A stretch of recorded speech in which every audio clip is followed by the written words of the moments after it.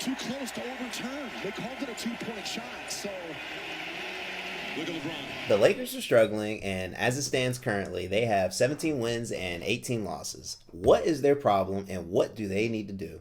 Let's talk about it. What's up, everyone? Happy New Year, and welcome to 48 Views, where we talk basketball and NBA news.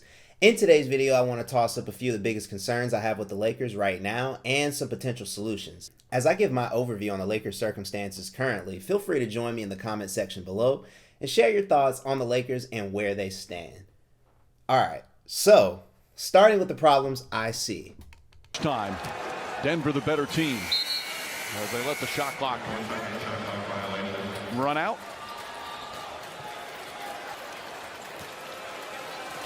And a disappointing crowd, obviously. Lakers heading for the locker room. And Denver is one win away from Nuggets history.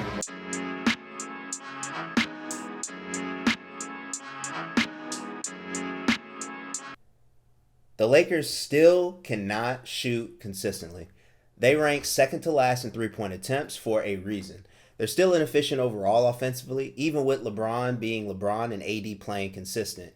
The Lakers have not improved while every other contender did something to try and do so. They lost on Christmas, LeBron's birthday, and they lost on New Year's Eve. Wednesday night, they also lost to the Heat when the Heat were missing Jimmy Butler and two other players. Lowry, alley-oop, Hawkins throws it down, and Darvin Ham needs a timeout. LeBron is 39 now, and he shot well so far this season from three, but Wednesday night against the Heat, he went 6 for 18 overall. He had a bad shooting night, and that's going to happen from time to time.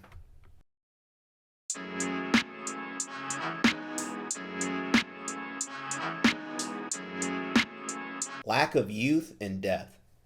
This has contributed to their slow start in the first quarter, and every winning team has it right now. I also think this is the main reason that the Lakers have been down most of the time in most of the games that they played in.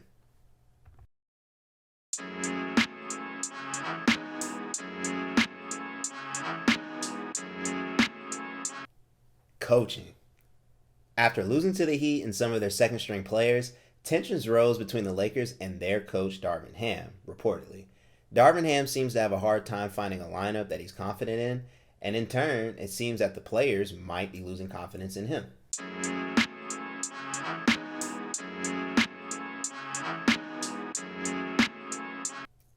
The solution. Darvin Ham needs to clean up the coaching and stick with one lineup before LeBron gets him up out of there. Regardless of the limited options to provide spacing around LeBron and AD, the team needs to establish a consistent offensive identity, and for that, you need to have a go-to lineup to enhance cohesion. Now, it's far from their biggest problem, but getting to that, a trade is obviously the only path forward here, and while it doesn't fix everything, it can provide the Lakers the juice that they need in order to right the ship. The trade assets they have currently give us an idea of the type of players that they can trade for, and on that note,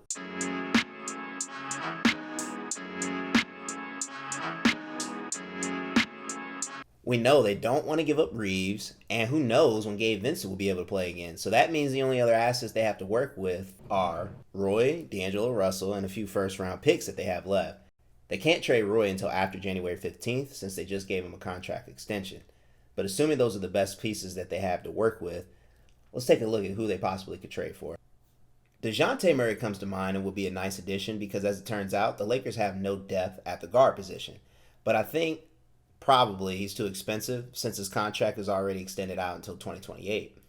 An expiring deal might be more attainable, and on that note, Pascal Siakam would be a pretty good piece to go after because he's on an expiring contract.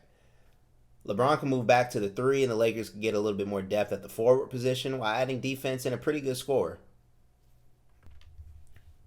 DeMar DeRozan and Alex Caruso. If the Lakers could find a way to get both of these players somehow, that would be pretty sweet. Caruso addresses the need to slow down the point of attack that they'll face at the guard position from other teams, and DeRozan could bring consistent half-court scoring or defense at the guard position also if he's willing.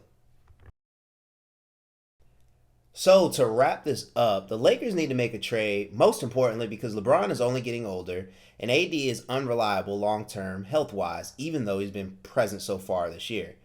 Any chance the Lakers have at contending for a championship this year is lost if either of them get hurt at any point in the season. But even amongst the murky waters, I'm standing on business of saying the Lakers are still a contender so long as they have LeBron and AD. The Lakers' next game at the time I'm recording this video is versus Ja Morant and the Grizzlies, and this pretty much is a must-win since they've lost 8 out of their last 10 games. I expect LeBron to be engaged and the Lakers to find a way to win. But regardless, I think it'll be a real challenge for Rob Pelinka to find a trade for the Lakers that adds quality depth and reliable scoring simultaneously. And this is purely based on the trade assets that the Lakers have and the time left that the team would have in order to build chemistry before the playoffs. As it stands today, the Lakers are a playing team. Just like last year, and similar to last year, I think they'll make a trade. Assuming that happens, I think they'll turn things around and actually make the playoffs this year instead of having to fight for their lives to get in the playoffs. But I can't lie, it's looking pretty ugly right now. I'll end this by saying the obvious in that any hope the Lakers had for being a top 5 seed is shot at this point already in the season. Let me know what you think about the Lakers in their current circumstances, or who do you think they should trade for in the comments below. Thank you for watching or listening or however you're consuming the video. And with that, that's a wrap. Stay safe, and I'll talk to you guys next time. Adebayo inside. Nice feed from Bam Adebayo.